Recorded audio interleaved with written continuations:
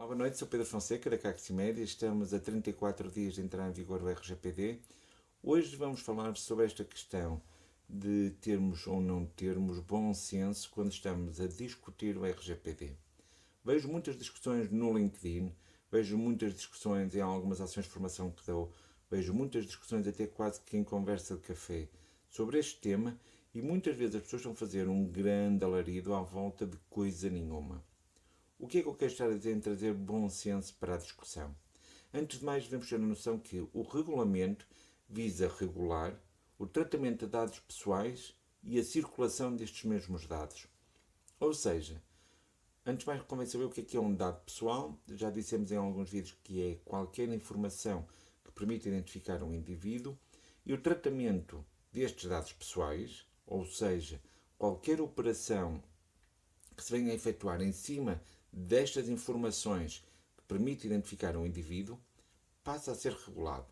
Porquê é que houve esta necessidade? Porque ao longo dos últimos anos, o que acabou por acontecer é, com a evolução da capacidade técnica das máquinas, hoje em dia nós conseguimos pegar em muitos dados e fazer um tratamento dessa informação.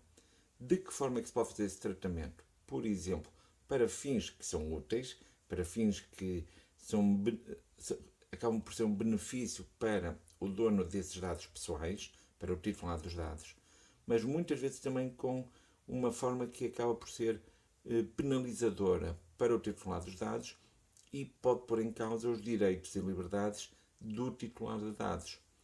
Uma vez que o terreno era muito pantanoso e as pessoas não tinham nenhum controle, por assim dizer, exceto o que achavam que deviam fazer ou não fazer, o RGPD vem regular este meio. Ou seja, a partir de agora, todo o tratamento de dados pessoais visa ou passa a ser regulado, tendo em vista que os direitos e liberdades do titular devem estar salvaguardados. Dito isto, vejo muita discussão à volta deste tema com muito pouco bom senso. Porquê que eu estou a dizer esta questão de muito pouco bom senso? Porque de repente agora ouve-se falar que uma entidade patronal vai ter que ficar à mercê dos seus colaboradores porque não vai poder processar nenhum tipo dos seus dados sem pedir um consentimento.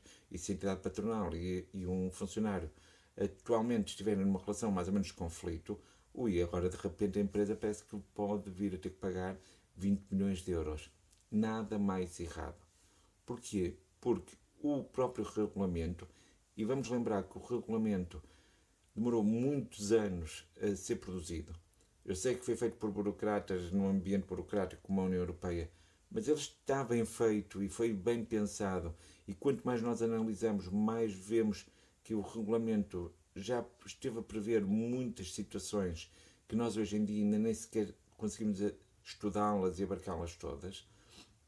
Mas o que devemos ver é esta relação entre entidade patronal e colaborador está perfeitamente definida e não é preciso consentimento nenhum. Na realidade, não há nenhum problema em uma entidade patronal pedir ao seu funcionário a dizer: dá-me lá os teus dados, teu número contribuinte, a tua morada, o NIB, para onde queres que eu te faça a transferência do salário, o nome da tua mulher para a gente preencher os dados do IRS. Tudo isso faz parte de uma relação entre a entidade patronal e o colaborador.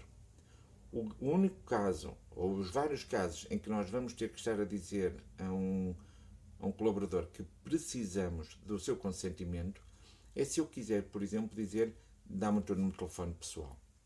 Porque é que é necessário ter um número de telefone pessoal se a empresa já lhe deu um telefone da empresa? Aí já estamos a começar a invadir a privacidade do titular de dados. Ou se, por exemplo, dissermos: eu vou-te pôr um GPS no carro e durante o fim de semana, quando estiveres a fazer as tuas viagens pessoais, eu consigo sempre controlar. Aí temos que pedir a autorização.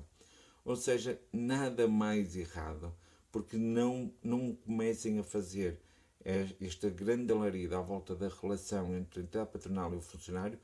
Por exemplo, já vi alguns artigos escritos em jornal onde se diz que se a partir de agora nos novos contratos não pedirmos o consentimento para recolher os dados, que a empresa estará a incorrer numa grave violação.